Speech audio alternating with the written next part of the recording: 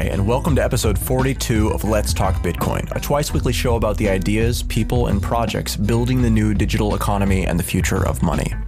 Visit us at letstalkbitcoin.com for our daily guest blog, all our past episodes, and of course, tipping options. My name is Adam B. Levine, and today the focus is on utility, security, and the international picture. The NSA has been in the news a lot, most recently with concerns that the Bitcoin protocol could be fundamentally compromised. The last segment of today's show has an in-depth conversation between myself, Andreas, and Stephanie about the particular algorithms that might be affected and whether or not they are. But first, we've got a jam-packed show for you today. The host and I talk regional altcoins in Marrakesh, intentional communities and the explosion of conferences. I have interviews with Wendell from the upcoming ease-of-use focused Hive wallet and Andy Schroeder, the driving force behind the Bitcoin Fluid Dispenser project bringing cash-like transactions to a liquid dispensing operation near you. I'm also very pleased to announce that after several weeks of work by Michael Sullivan and the team at BitCredits, video conference passes are now available for pre-order at early bird prices in both US dollars and Bitcoin. We've partnered with Jeffrey Tucker to capture in high definition and make available the entire cryptocurrency conference, set to take place in Atlanta, Georgia on October 5th. Prices are of course less for the Bitcoin option, but if you're at all interested in the Bitcoin conference experience, this is an affordable and on your schedule way to get fast access and support Let's Talk Bitcoin at the same time. Thanks for listening and enjoy the show. What if you could live in a Bitcoin intentional community where you are living amongst people who you maybe know from the Bitcoin forums, who you buy and sell Bitcoins with every day? You can go to businesses around you that accept Bitcoin and you can get a job that pays you in Bitcoin. Is that something you would be interested in doing? I think that we're increasingly living in a world without borders that actually matter so much anymore. I mean, it's difficult to travel, but once you get to places, it matters a lot less. I speak at this from an outsider's perspective because I don't travel unless I absolutely have to. Mostly it's been just to speak at these conferences. But the concept of agorism, and by agorism, essentially I mean of participating in systems that are outside of the normal flow of commerce. So like these intentional communities, if the intentional community has a economy unto itself and people do business with each other in this community, then that is a form of agorism because you're bypassing what would be the standard methods for doing that same type of business. Bitcoin is such an interesting currency because it leverages the global on the one side, but it's also very much about the local. And especially once you get down to the physical Bitcoins, like we were talking about a couple of episodes ago, I think that the chances for doing something like this and yet having all of the advantages that Bitcoin offers in the global sense are really, really interesting. Bitcoin is decreasing the importance of borders, right? Like you can send Bitcoin all over the world, but you really, if you want to get a hamburger and you want to pay for it with Bitcoins, like you really have to kind of have people around you who are willing to help you facilitate that kind of transaction. So I can see the value of intentional communities and also just living with people who are kind of more like-minded. And if Bitcoin is really important to you, like you might want to be around people who share your love of Bitcoin and the other ideas that sometimes go along with people who love Bitcoin. But yeah, I mean, we see some of these intentional communities coming up. Like, I guess if you go to Berlin or like certain other parts of Germany, there are whole neighborhoods where all these businesses accept Bitcoin. And of course, you know, like Argentina, it's becoming really big, and certain places in the US. And I mean, all over the place, there are these Bitcoin hotspots that are kind of popping up. We've been invited to several Bitcoin conferences since Let's Talk Bitcoin began, but now they're becoming worldwide. Like Argentina, Japan, England, Austria, everywhere has a Bitcoin conference, and it's kind of impossible to go to all of them. Oh, Manila in the Philippines. There's just so many of them. It could be a full-time job, like jetting around the world to go to all these Bitcoin conferences. I think it's a positive sign to see them popping up all over the place because some people just want local interaction, and they're not always going to go to the hotspots to be able to get that. I spent about a decade jetting around the world speaking at conferences for technology, and I absolutely love doing that, meeting people. And We've had apart from the conferences, we've also had this rich tradition of intentional communities, which exist both in the cypherpunk as well as the cyberpunk and hacker communities, with places like the Chaos Computer Club and Noisebridge here in San Francisco. So there's also this confluence of Bitcoin and other communities that are coming together, just like your Porkfest libertarian groups up in New Hampshire. Here in San Francisco, there's Noisebridge and things like that, and in Germany, the Chaos Computer Club. I think there's a lot of overlapping communities, and I want to visit all of them. So I will happily pack my bags and visit any conference where people are willing to pay my fares to get me to speak with great joy. And actually, there are a couple other conferences, too. There are two scheduled for Canada, one in October and then another one I think it's after the first of the year. And there's one... This morning, I spoke with the folks from behind the Bitcoin Cyprus project, actually, and they're getting ready to put on a conference in Nicosia. That'll probably also be next year. So, I mean, yeah, the conference scene has absolutely exploded, and we went from one a year 2 years ago, and then we started having a couple a year, and now there's literally at least one every month through March of next year that I know about, and we're still hearing about more on nearly a weekly basis. So, I mean, on the one hand, it's great that all these conferences are happening. But on the other hand, I wonder if people are going to get kind of burnt out by them because there are just so many. I don't think so. Yeah, I don't think so either. I mean, they exist because people are super excited, and, somebody who's Japanese doesn't want to have to necessarily go to Canada to attend a Bitcoin conference. They want to be able to just go to Tokyo. So I think that makes sense. What we might see is a little bit more of a splitting up of the Bitcoin community, right? Like, people are more likely to go to a conference that's more local to them. And so as a result, maybe they won't meet the people that live halfway across the world. But as the community grows, maybe that's the direction it's naturally going to go in anyway. I think we also have to consider the fact that the general purpose technology conferences, things like Interop and RSA for security and various other conferences involved in technologies and telecommunications and payment systems, have not yet started having dedicated Bitcoin tracks or dedicated technology showcases around Bitcoin and Bitcoin presentations. Make no mistake about it, we're going to be in RSA at the conferences talking about Bitcoin security. We're going to be at the technology conferences demonstrating Bitcoin hardware. So we're going to start seeing Bitcoin also within the context of other technology and general conferences. So one of the other things that we do here at Let's Talk Bitcoin is we interface with reporters who are from outside of the Bitcoin space and journalists who are outside of the Bitcoin space and are looking for sort of expertise so that they can explain this sort of complicated issue to their audience who has even less context to understand it than they did. And it's been interesting to watch how the various publications have morphed over time in terms of their approach. A couple of months ago, there was a big rush. CNBC and BBC and a couple of other very mainstream publications, they were incredibly concerned about it being a Ponzi. And immediately from moment one where we got on the phone and I started talking to them, the vibe that I was getting from them is that they felt like I was trying to sell them something and trying to get them to put their reputation behind something. It's going to be a big scam that, where I was going to make a bunch of money off of it. And that really has gone away.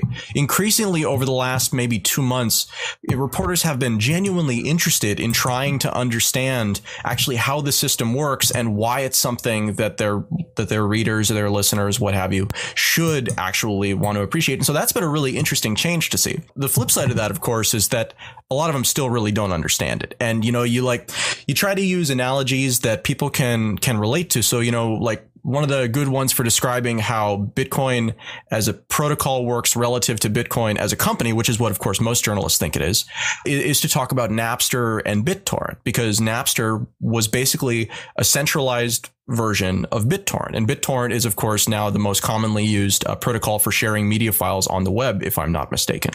It has no structure in much the same way that Bitcoin is a protocol. It's a set of rules that one opts into rather than being something where they have offices and have revenue and can be shut down. So the problem, of course, is that then they wind up comparing it to Napster because their readers know about Napster, but they don't know about BitTorrent. So, there's a real barrier just put in place by the complexity of the situation. And because even the good analogies, the people out there who truly don't understand about Bitcoin probably aren't going to understand the comparisons too, because they simply don't get decentralized systems. Yeah, that's a real challenge. Like, how do you explain this to your grandma or to somebody who has literally never encountered anything like it before? Sometimes I think the best way is just to kind of show them an example about how you might use it. And those are going to become more frequent as more businesses start accepting Bitcoin and more people are willing to talk to people in their lives about it. But that's a tedious way of spreading a message, right? You want to be able to have a soundbite that you can get out on mass media and describe what Bitcoin is in a way that people can understand. So yeah, that's a real challenge. I've also had a number of interviews with journalists from other countries, and one of the other problems is that the sound bites don't translate. I think it's more important to start looking at this as being able to deliver an international standard, but being able to deliver it with its local flavor in the local language.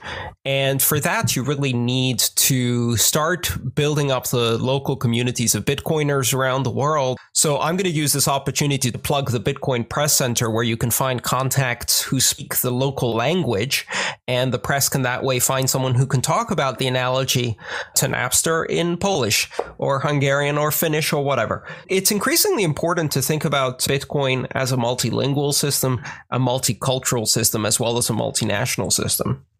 Which is why, absolutely, it's very, very important to have things like the Bitcoin Press Center, where, where people can essentially have a central place to register as a Bitcoin user or as someone who is capable of having these conversations and of being able to speak about it intelligently and making that accessible to anybody who's looking for it. It's like help out a reporter, except here's the central repository. So no, Andreas, I think that continues to be a great initiative, and it's a good source indeed for getting leads towards people who want to learn.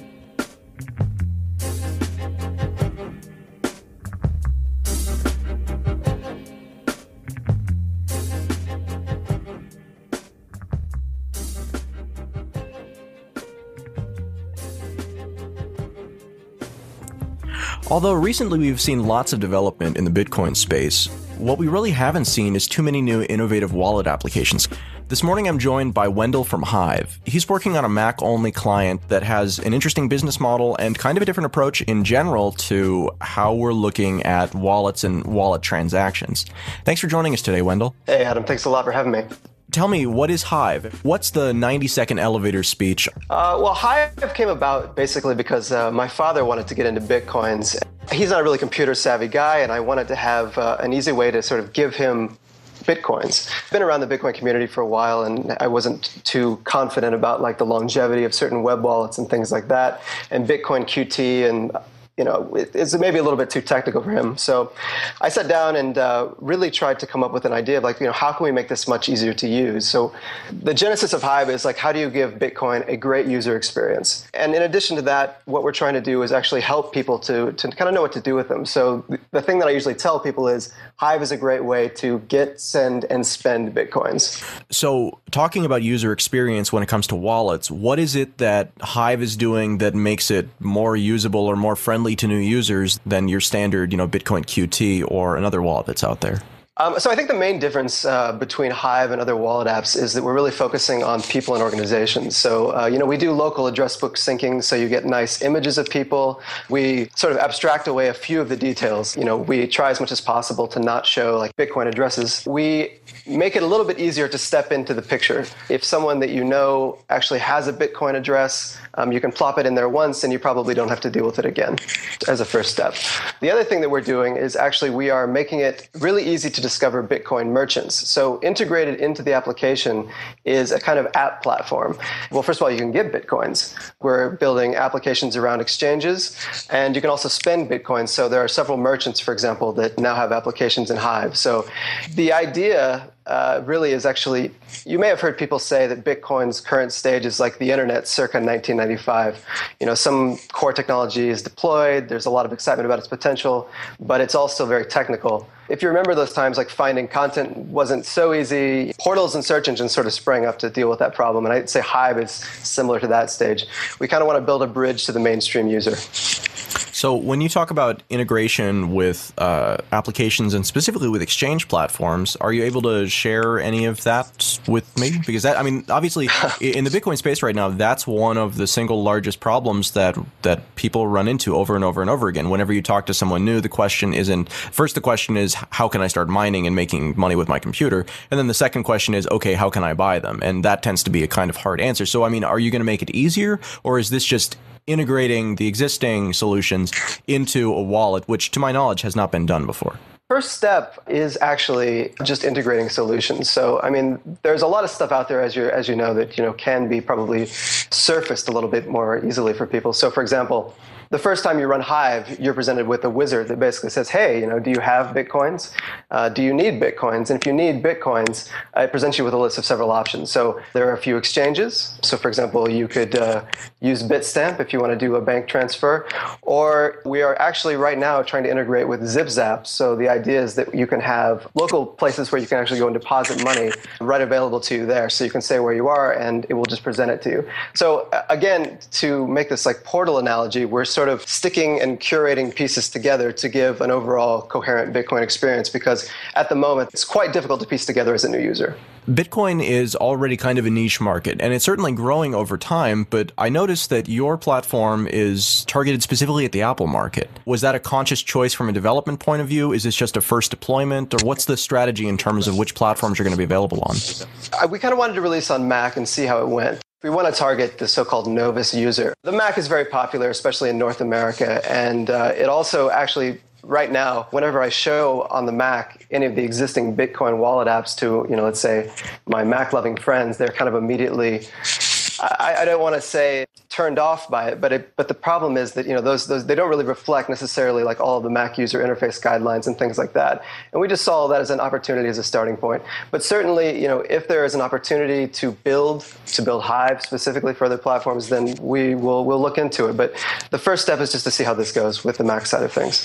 You're doing some definitely innovative and interesting things here in terms of integrating other applications into your wallet application, and frankly, being proactive about asking users what it is that they want, asking them if they have Bitcoins or if they want Bitcoins, and then trying to connect those dots for them, or at least help them do it. You mentioned that you have kind of an interesting business model. I'm curious, how are you planning to monetize this? Actually, caveat this by saying that I believe this will be somewhat controversial in the Bitcoin community. But our first idea was that we would be able to actually take transaction fees from what the activity that happens within applications. I will admit to you that like all of the details of this right now, we're still working that out, like how that would be done, especially since we don't want to centralize. It's one of our mantras is to keep this very, very decentralized. So we're looking at that. And I don't know that that's actually necessarily what's going to be the end game for us, but it's what we're going to be trying right now.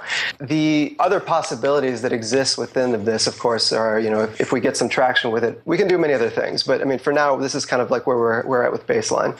Well, that's certainly an innovative model. I don't think we've heard of anybody doing that. Because you're talking about being almost like a utility here, what type of level would these transaction fees, if that's the way that you guys decide to go for monetization, what would that look like? Are we talking about like a small percentage-based thing, or would it be flat and very, very small, like the transaction fees are now, or maybe it's 0.0005? We actually think that probably a percentage-based model where it's a very, very tiny percentage is what we'll end up pursuing.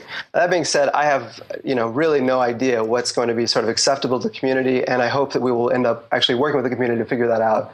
This is going to be an open source project, so I'm actually going to be completely transparent about all that kind of stuff, and I really would like to hear from other people about, what exactly it is that they think would be fair, what exactly it is that they would like to see, if they have any ideas about, ways that we can actually build a business around this. It's Bitcoin, so it's all very open and it's all infinite possibility as far as I'm concerned.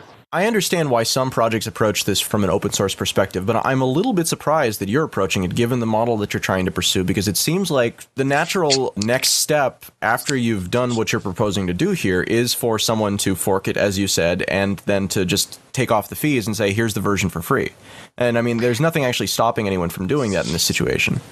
Yeah, that's completely true. I mean, people could actually fork this application. Someone could take it and remove the fees and have the free version. But my assumption is that there is enough goodwill in the Bitcoin community to understand, and especially if we're completely transparent about it, that this is how we're going to make our money. that, if you do end up getting the version that actually has no fees, well, you do in fact manage to get around the small fees. But of course, we also hope that the fees will be small enough that it's trivial and that people will want to support this. Your first version isn't out yet. What's the timeline on this, and when can people get their hands on it and to play around with it? Because I've seen a video of it, and it looks like it functions, at least in the example that you showed to me. Yeah, we're actually going to be pushing this thing out in mid-September, and the initial release will be really just totally targeting the Bitcoin community. I'll probably put a discrete post on Bitcoin Talk asking for people to test this and kind of telling them what we're up to. And then I hope that we'll have like a broader push, including like the new website kind of at the end of the month. So another thing we're doing that's, I hope, really helpful for the user is automated wallet backup. As you use Bitcoin, one of the big problems, of course, with like local wallets is that you can end up in a really bad situation. So, for example, myself even, I'm pretty savvy, but I damn near lost a wallet with a really substantial amount of money in it because I didn't back it up properly. And by the way, this is just a note to all Bitcoin QT users. Do not just copy your wallet DAT file. Use the backup wallet feature. Thanks to Peter Wella for recovering that wallet. We're making it really easy to back up your wallet. The process is completely automated. It makes multiple local backups, integrates with iCloud. So your wallet DAT file will be very secure and safe, and you won't have to think about it. And there are multiple recovery methods as well. Well, Wendell, sounds like Hive is going to be a really interesting product. I can't wait until it comes out and I get to try it on my various devices. If somebody is interested in the project and wants to either learn more or get involved, are you looking for anything in particular, and how would someone do that? Well, if you're an active Mac OS X developer who's working on Hive projects, please get in touch with me. It's w@grabhive.com. We're also looking for a handful of testers. So if you'd like to be one of the first people to try it out, please go to grabhive.com and just drop your email address in there, and we will send something out shortly. Well, we really appreciate you doing this open source work for the community. And like I said, really looking forward to seeing what the results are. Thanks for joining us today on Let's Talk Bitcoin. Wendell from Hive. Thanks a lot, Adam. More than 300,000 users and counting trust blockchain.info. It's a Bitcoin wallet service and a wealth of Bitcoin information, and is completely free to use. With a blockchain.info wallet, you'll get the convenience of a web wallet and the security of a desktop client. Blockchain.info is also a block explorer. You can use it to see Bitcoin transactions in real time, check the balance of any Bitcoin address, and view many handy Bitcoin charts, all for free. See what they have to offer today at blockchain.info. EasyDNS is the Swiss Army knife for your domain names, helping meet their customers' individual needs since 1998. EasyDNS has been an outspoken critic of SOPA and CISPA. EasyDNS was an early supporter of Bitcoin, and now they are proud to sponsor this show. Do business with a company that shares your values. Get a 13% discount when you pay with Bitcoin. Go to bitcoin.easydns.com and be sure to use discount code LTB. I was talking with Neelam Doctor, who's one of the candidates who's running for the Bitcoin Foundation seat, and he's working on a really, really interesting project that I wanted to talk to you guys about. They're putting together essentially an alternative cryptocurrency that's based off of Bitcoin, but that is going to be specific for an essentially legal tender in the region of Marrakesh. And so he's working with the finance minister to create this. And the reason why they're going with that versus a system that is based off of Bitcoin is because even though Bitcoin, I've done the math on this, the average transaction fee that I pay is somewhere between 4 cents and 6 cents on a per transaction basis. Yeah, it depends on what the exchange rate is at the time that you make the transaction. That amount is still quite large when you compare it to the relative size of the average transaction that takes place in this region. And so for them, Bitcoin solves some problems, but it creates other problems by making it so smaller transactions, day-to-day transactions, aren't really tenable. So they've taken the opportunity, they're still in the process of doing this, to try and fix that. And I think that there's one or two other things that they're tweaking about it.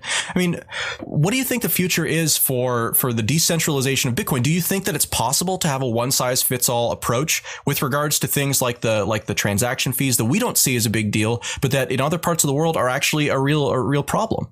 Are we talking about an altcoin here? I believe so. Yeah, I haven't interviewed him yet specifically about this topic, but we had a conversation about it, and that's what it sounded like, that they're talking about an altcoin that's, again, based off of Bitcoin. And the beauty part for them is that because they're both cryptocurrencies, once money goes into their local altcoin, it can just as easily be switched to Bitcoin. So you've got the ability to save most of your money in Bitcoin if you believe that that's the cryptocurrency that has more potential. But then when it comes to local transactions, you can still have this essentially essentially available to you, and it has all of the advantages that Bitcoin has, but it is also more tailored to your local environment. This really reminds me of an article that you wrote, actually, Adam, on Let's Talk Bitcoin, called The Opportunity of Altcoins. And basically, correct me if I'm wrong, but it sounded like your whole point with that article is there's a huge opportunity to leverage the power of altcoins for examples just like this, where, for instance, okay, maybe we don't want these high transaction fees, like 5 cents is a high transaction fee relative to the local things that we're doing. So we'll just make an altcoin that better suits that purpose. And that would be extremely useful to a certain subset of people. But then it would also have the advantage of being similar to Bitcoin and kind of compatible with Bitcoin if you wanted to, for instance, have a savings account where you saved your money in Bitcoin. Yeah, I think that's a perfect example of why altcoins could be really useful.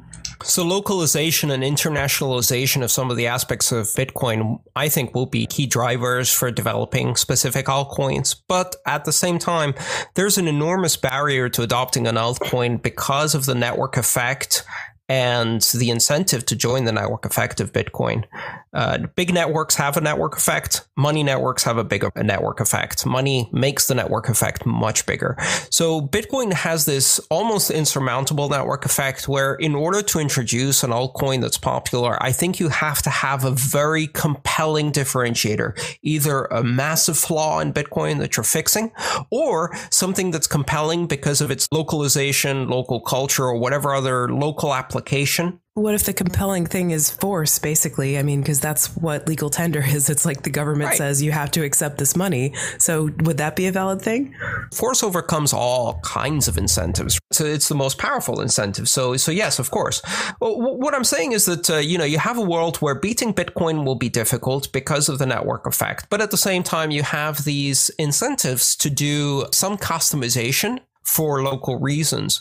And I think in the end, that's going to result in essentially having a very large Bitcoin and, maybe 3, 4, 5 other altcoins surviving alongside of it in a global market. And you're going to reach an equilibrium where there aren't big enough flaws or incentives to leave Bitcoin other than the existing 2 or 3 altcoins that are surviving. Well, so since we're talking about that article, I wasn't actually intending to talk about the article, just that example. But Andreas, my argument in that article is basically that you'll have all those problems so long as you're marketing to someone who is already using Bitcoin or is already aware of Bitcoin. But that only encompasses, less than a fraction of 1% of the world population. So if you go into a situation where there is no awareness of cryptocurrencies and the first cryptocurrency that's introduced is in fact one that is more tailored to your environment, as in this example, the transaction fees make more sense relative to how you would actually be using it on a day-to-day basis, then doesn't that overcome some of the network effect? Because simply put, the network effect doesn't exist there? It overcomes some of the network effect, and with sufficiently strong local marketing, you could definitely have this island of an altcoin take off. I think that's a great opportunity because what I predict will happen is that as that takes off, it will become exchangeable for Bitcoin. And as people become comfortable with cryptocurrencies and understand what they mean, change it for Bitcoin to take advantage of the network effect. And so that altcoin will eventually disappear. If the only compelling argument for keeping it from converting to Bitcoin is that people don't know about Bitcoin, then it will survive for as long as people don't know about Bitcoin. It will become the perfect marketing vehicle. And then everyone will convert to Bitcoin. Since we're talking about that article, there were a couple of things that listeners brought up or that readers brought up that I think it's important to address. And I'm very curious for your feedback. The first problem was that when you're starting an altcoin, especially if you're based off of an existing proof of work, like the same one that Bitcoin uses, or even the same one that Litecoin uses at this point, you sort of face a very difficult bootstrapping problem where anybody can devote some of their mining power that comes from a much more powerful network towards your network. And in doing so, you can actually be vulnerable to 51% attacks from very low levels of hashing power relative to the size of other cryptocurrencies. So now, I feel like, again, in an environment where you have a local focused altcoin, that's not so much a problem because the bootstrapping should happen pretty quick if you're, going about it with a marketing campaign and it has all of that same early adopter incentive that Bitcoin has had historically. But how much of a risk do you think is there? And I mean, is that enough of a risk to say that it's better to use another situation that leverages Bitcoin and finds a way around the problems rather than creating an altcoin? I would say yes. I think that unless you have a really compelling differentiator, all of these little incentives or risks or motives will gradually start adding up until they become insurmountable and you are essentially switching back to Bitcoin. Okay, so let's say that we wanted to do this project in Marrakesh and we didn't want to use an altcoin, we wanted to use Bitcoin. One of the proposals that I've seen is to do it entirely in off-blockchain transactions and essentially to have geographic regions where they have a couple of payment processors that actually send the blockchain, but that for the most part, day-to-day transactions are happening on an off-blockchain, somebody's private database. So now that has advantages in that you can do essentially instant transactions because there's no confirmation time and there's no fees whatsoever unless they're put on by the platform, but it also has some disadvantages, right? Or maybe a lot of the currency would be physically represented. So like essentially people would be handing around paper wallets. There's no real transaction fee for that.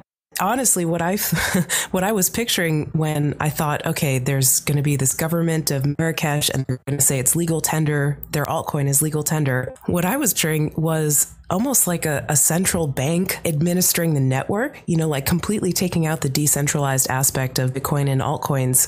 And that's not Bitcoin. That's not a conventional altcoin, but that does sound like something that they would do. If they're going to say you have to use our altcoin, then there's probably going to be some Federal Reserve or whatever in Marrakesh that's running a bunch of computers and creating the network, or they're going to find some way that they don't have to do that or something like that, or that nobody has to run a network or something like that. I have a hard time believing that a government is going to say, this is legal tender. Now you make the network, people.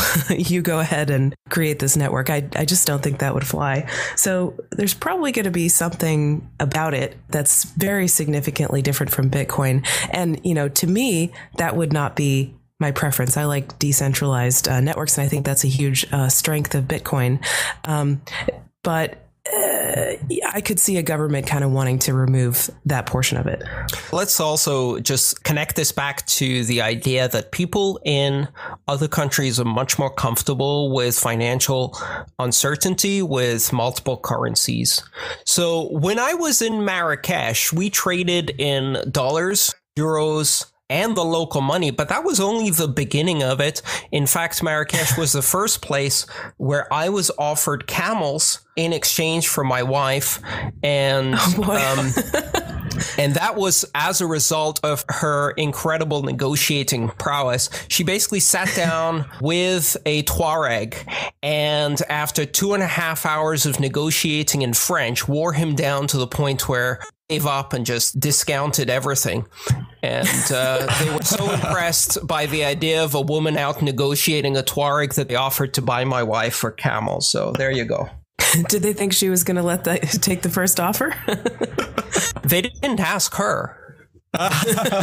Did they think you were going to take the first offer? No, absolutely. Well, first they flattered me by telling me quite clearly that there were not enough camels in the world for such an incredible woman. But then they offered me a more specific price. I'm not joking. This is a true story. Absolutely. Well, it does make sense that people around the world are more comfortable with multiple currencies and camels. Yes, and camels.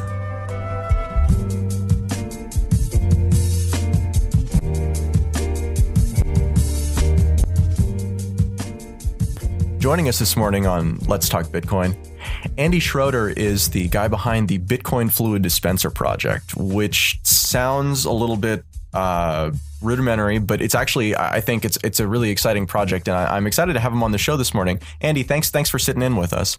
Great. Thank you for having me. So from 10,000 feet, what is this project and what does it do? My Bitcoin Fluid Dispenser project is basically just the first of its kind, an automated system that can dispense a certain quantity of fluid, whatever you may like to sell. My present demonstration uses diesel fuel.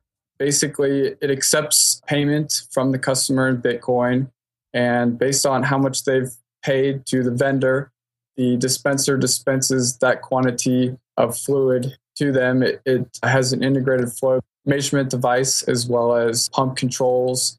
It basically replaces, things like credit card readers in traditional fuel pumps at fuel stations, and also provides many interesting features such as remote payment, mobile payment, and other things that aren't necessarily easy to do with traditional credit card-based systems.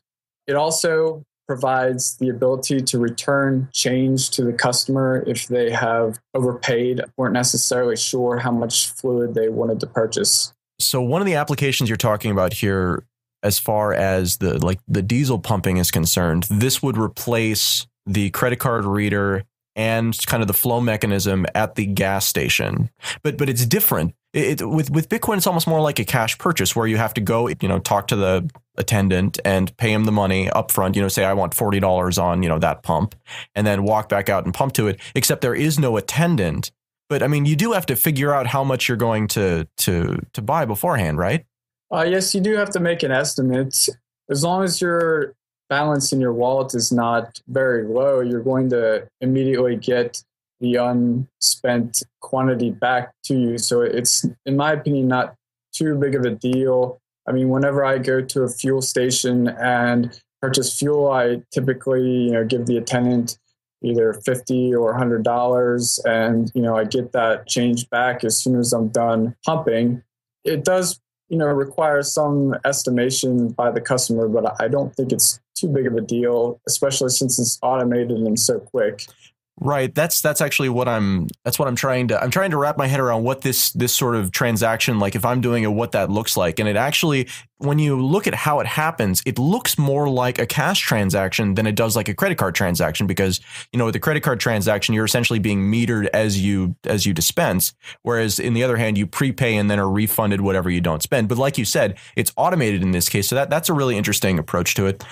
So with things like remote payment, what do you see as the use scenarios for this? So is this like, I'm sitting at my computer and my wife calls me and says, hey, I'm at the gas station, I'd like to get some gas. So I, send money to her gas pump from where I am. Is that how it would work? That could be a very useful situation. The key ones that I first identified were, say an employer has their employees, whether they're refueling their vehicles or purchasing some other fluid, they can send them out to the location where they acquire that raw material, the fluid.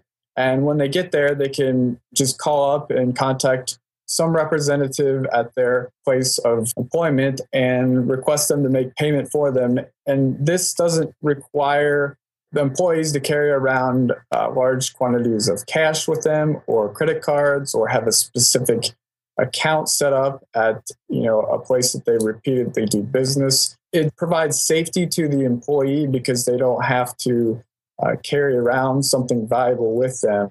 It also provides safety to the employer because sometimes you might have untrustworthy employees, and also saves time. The drivers don't have to check in with someone or do any kind of paperwork. The paperwork could all be done by someone remotely. You also could be mugged or something. That's, an unfortunate situation, but maybe a more leisurely application. Say you're traveling to some exotic location, in another part of the world. You don't even necessarily want to have access to a lot of funds because you may be in a very dangerous location. And if you can only contact someone and have them make a payment for you, that might provide some additional safety for you that is almost preventative to an actual theft. So those are just some ideas that I've come up with. I mean, maybe others come up with something else, but those are my initial thoughts. So this is sort of a basic infrastructure level service. And yet, as you mentioned, I think you're the only person who's actually working on a solution towards it. How did you orient on this as a problem that you wanted to address, and how did you come to the solution that you did? You are correct. I don't believe anyone has done this before. Basically, from my perspective, I'm extremely enthusiastic about Bitcoin, and there's a certain point where you read a lot of news articles and talk to everyone you know about it, try to get them excited, and there's a certain point where you kind of feel like you're not really doing anything. You have to take it one step further. And this particular project was something that I felt that my skill set was fairly well suited to take on. I have quite a bit of experience in mechanical engineering, electrical engineering, computer networking, software development. I'm also very interested in the energy industry, fuels, fluids, and this just seemed like the best to move Bitcoin closer to mainstream. And I really think it's critical that people start looking at commodities that are not collectibles, things that are consumed. I would love to see, grain or coal or many other critical raw materials in society to be available via Bitcoin. And this just happens to be one that I felt that I could, make a dent in. You identify consumables specifically. Why are consumables specifically so important for Bitcoin? Well, consumables are something that, humans need to survive. I didn't really mention produce or corn on the cob or, peaches, but these are things that people need to survive. If Bitcoin is going to have any usefulness, then it needs to provide people the option to trade for something that they need daily. There are companies out there, I believe, that, have online businesses where they will trade gold or silver for Bitcoin, which is definitely a great commodity to be able to trade Bitcoin for. But at the end of the day, gold doesn't help you survive. That's really what humans need to do. That they can't live off of gold. It just happens to be a mechanism for trading for necessities of survival. Beauty can be attained through gold jewelry, but it's not a primitive part of human society. That I see commodities to be so important, specifically consumable commodities. So it has to be normal. I mean, right? In a nutshell, it has to be normal and part of everyday life. Yeah, I mean, when I try to convince people how awesome Bitcoin is, they say, "Well, what can I do with it?" It's like, well, you can buy stuff online. You can post an ad on Craigslist and try to buy or sell something, through a barter transaction with Bitcoin. But they don't see it as something that can provide them subsistence. And that's really where I think we need to be going to make this something that is really integrated into society. You have a functional prototype right now that actually, there's a 20-minute video demonstration that you've put together. We're going to link to in the show notes for this.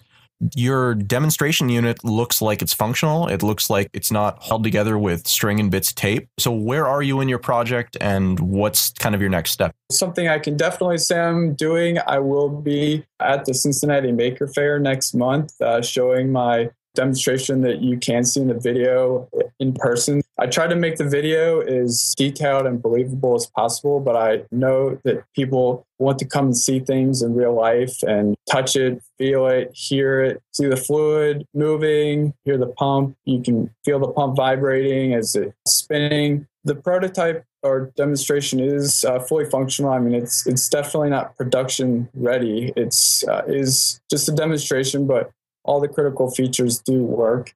I'm also looking into developing a second prototype that more resembles a traditional fuel dispenser and would better integrate into the existing infrastructure of a fuel station.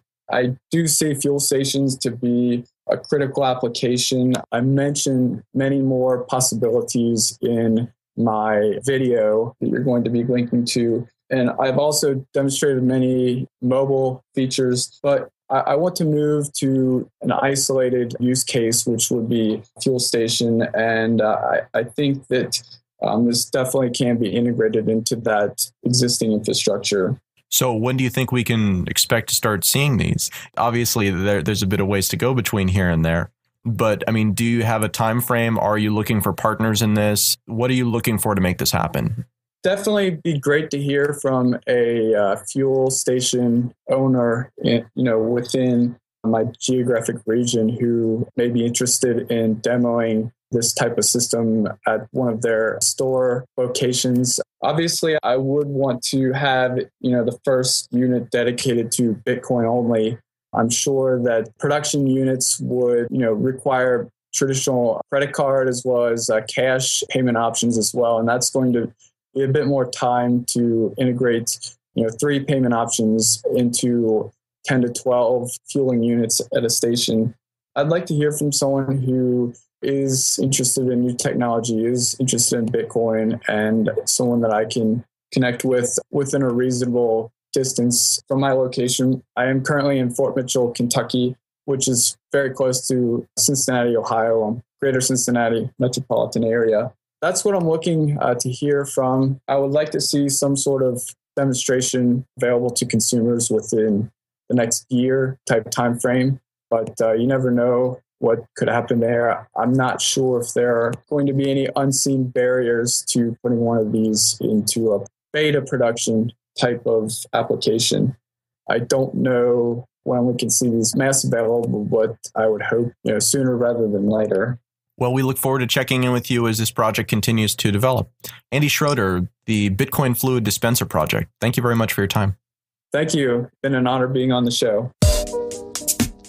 Bitcoin has shown us that money and payments can be improved by the application of the same human energy, creativity, and crowdsourced real-time information that has made everything else better. And this is an epic insight, one that fundamentally shakes up monetary economics, payment systems, and even the involvement of all peoples in the world in the global division of labor. And this is the reason for the Cryptocurrency Conference in Atlanta, October 5th, 2013. The event brings together legal theorists, monetary economists, code-slinging visionaries, banking pundits, payment systems analysts, and dorm room miners for the purpose of making sense of Bitcoin's rise and to foresee the next steps. We are fortunate to be alive to see this happening in our time, and now is the time to learn, to celebrate, collaborate, and have fun. We'll see you at the Cryptocurrency Conference in Atlanta. Can't make it to Atlanta? Let's Talk Bitcoin has you covered. We're capturing the whole event in high definition with packages available in either dollars or Bitcoins. Cheaper, of course, with Bitcoin. For more information, visit letstalkbitcoin.com/events.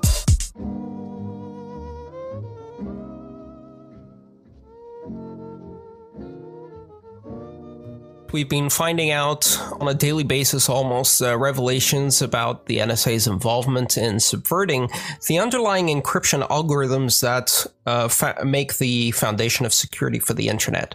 So this is news. Obviously, the NSA breaking ciphers is nothing new, but actually subverting and introducing weaknesses to existing ciphers in order to make them easier to break, that is news. This is not someone making sure they can break into your house. This is someone forcing all of the lock factories in the world to make substandard locks so they can break into everybody's house.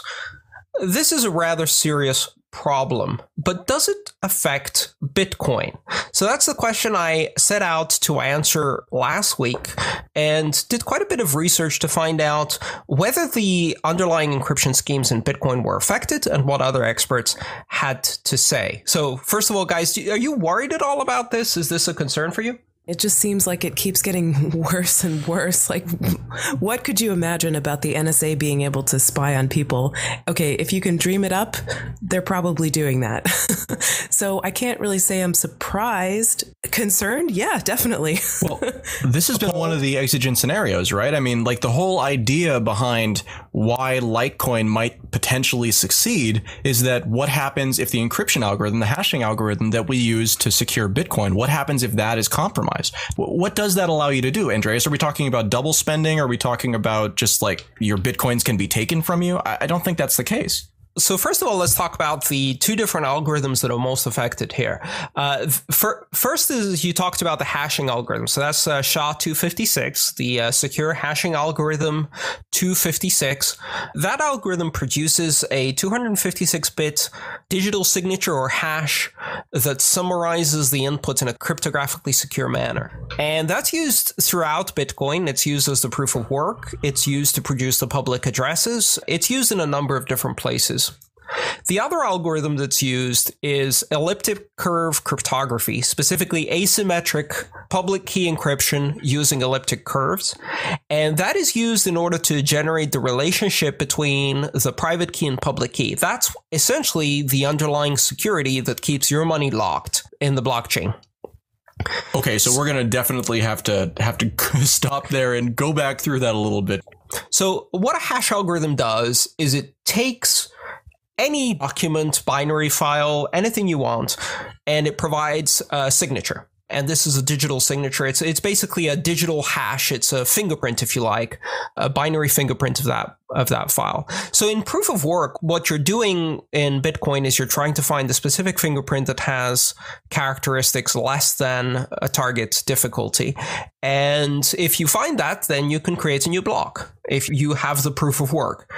So theoretically, if SHA-256 was broken, that would allow the NSA very easily to pull out a 51% attack. Essentially, you wouldn't need hashing power to find a block. You'd be able to just basically find the block instantly without going through millions and millions of hashes. You'd just be able to reverse engineer it. So this is because you can basically cheat, right? So you could basically cut through all the work and you just get the proof, but you didn't actually do the work.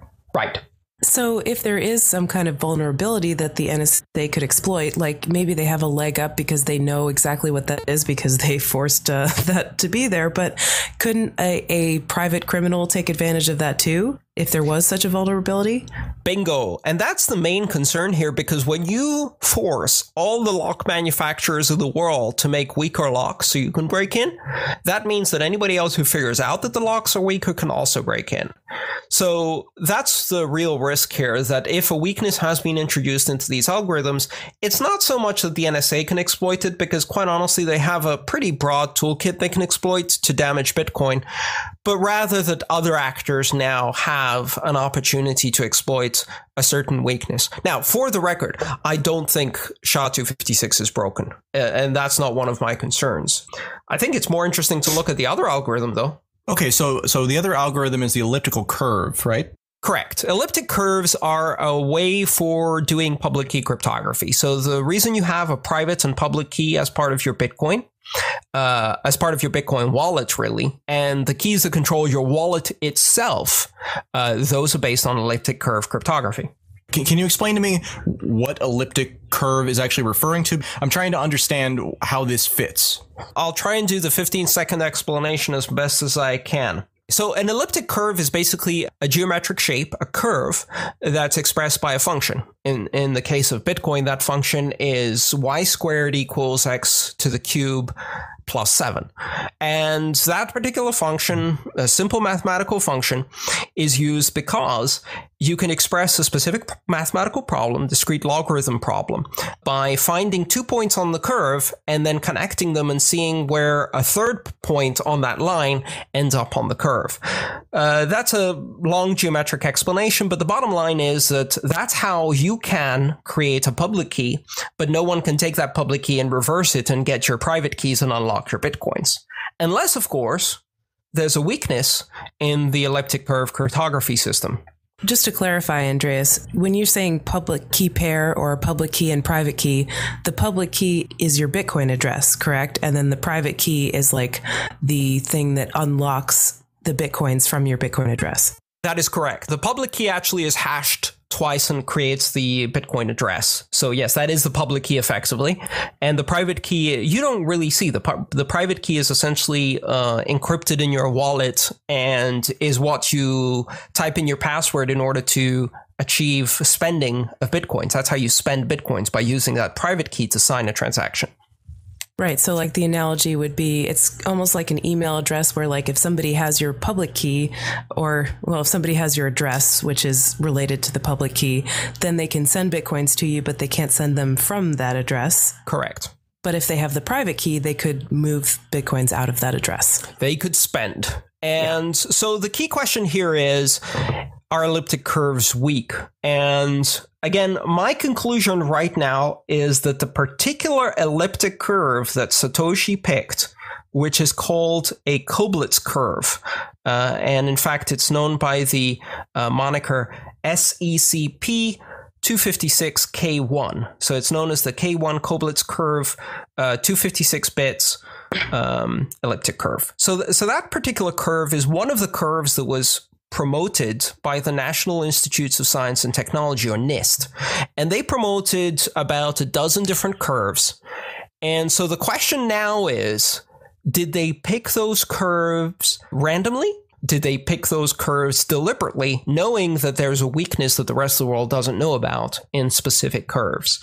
And there's a big concern now because obviously we've lost trust. We've completely lost trust in anything the NSA says. So does the NIST or the NSA or the government use those for their own encryption? Because you would think they probably want to keep some of their stuff encrypted too.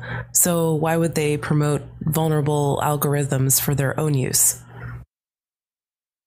So yes, the whole point of NIST is that if a curve is approved by NIST and then further recommended by the NSA, it is used by government to protect sensitive, secret, and top secret communications.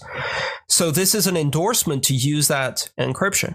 It would take enormous hubris and arrogance to promote a weak encryption scheme under the assumption that you're smarter than everybody else and you're the only one who can figure out that weakness and exploit it.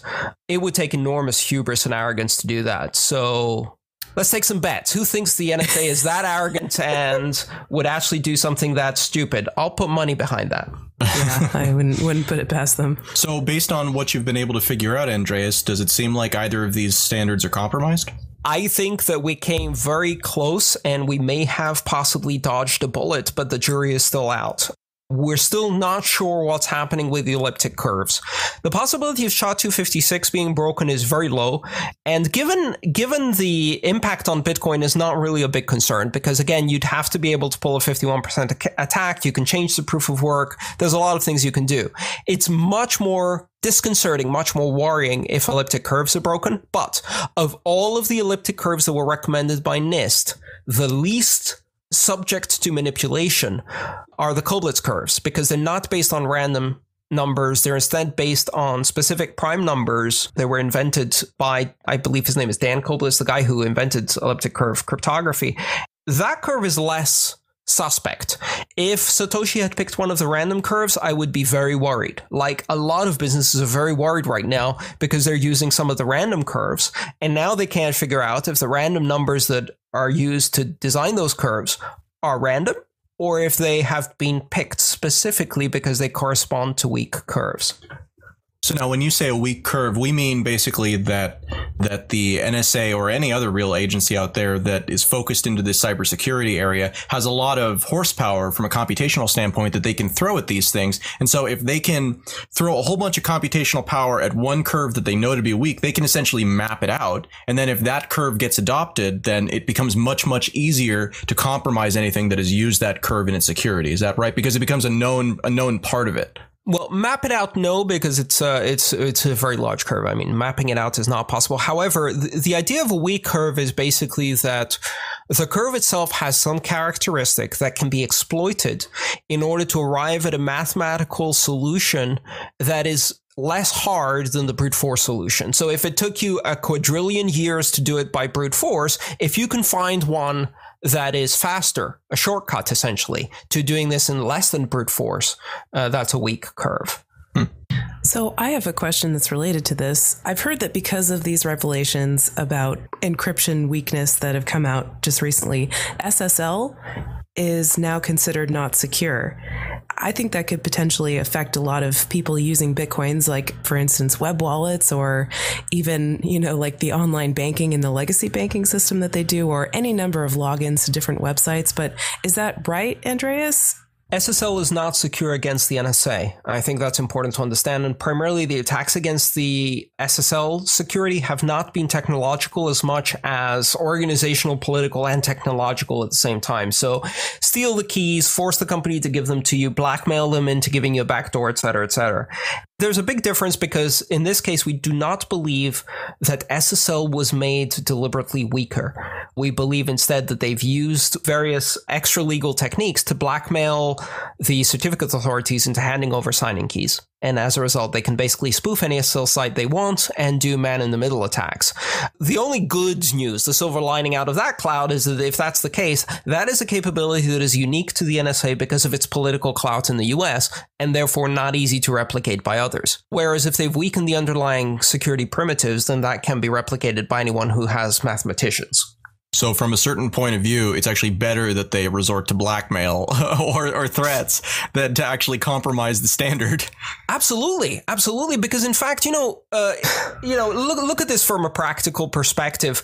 Resorting to blackmail is part of their institutional mandate. If they did it to foreigners, perhaps that might even be acceptable.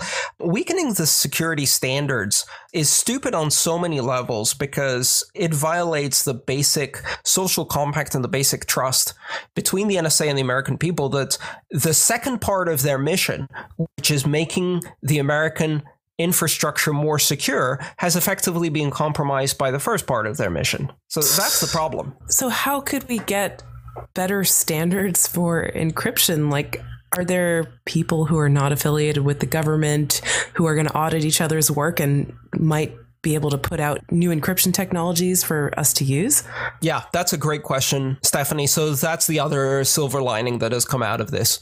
The entire encryption and security community is pissed off. Very, very, very angry, very betrayed, very angry, and very resentful about this. Because what did they expect? Well, no, what they expected was that NSA would follow their mandate and act in good faith, at least vis-a-vis American infrastructure, American technology, and American citizens. That was the social compact. And in fact, the NSA has been working with technology companies since its inception based on that social compact. And they broke it, and they're going to pay the price. Because right now, a big chunk of the IETF, a big chunk of the security community, and a big chunk of the cryptography community has made it their life's goal to rewrite the internet from the bottom up and make it NSA proof. They pissed off the wrong people. I think you're going to see essentially the internet changing over the next couple of decades. We built the internet as an open, good faith network, and now we're going to have to rebuild it as a darknet of darknets. Don't mess with the hackers. Don't mess with the hackers. Mess with the cryptographers. So, Andreas, just to wrap this up, it sounds like right now there are concerns, but it doesn't look like either of the standards that are actually applicable to Bitcoin have been broken, or it's very likely that they're broken. There are other standards that are much more likely because of the random numbers in the elliptic curve, as we were talking about before.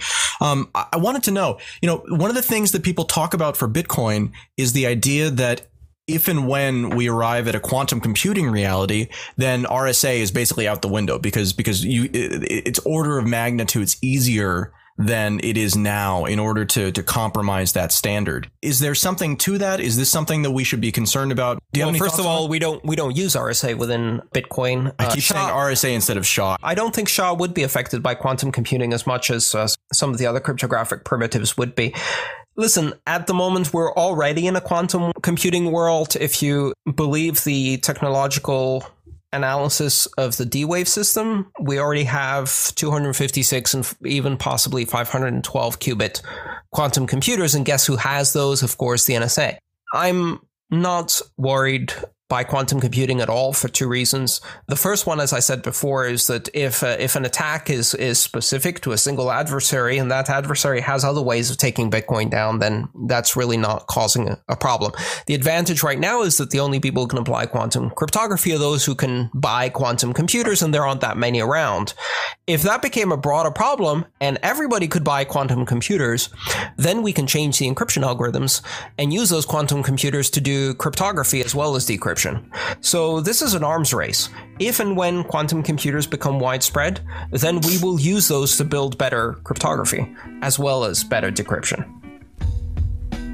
Thanks for listening to episode 42 of Let's Talk Bitcoin. Content for today's show is provided by Dr. Stephanie Murphy, Andreas Antonopoulos, Wendell from Hive, and Andy Schroeder.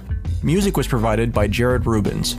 If you can't get enough original thought and discussion, read our daily blog at letstalkbitcoin.com. Sign up for our weekly newsletter at theweeklybitcoin.com. To get in touch, send me mail at adam@letstalkbitcoin.com or visit letstalkbitcoin.com/talk to be directed to our listener subreddit.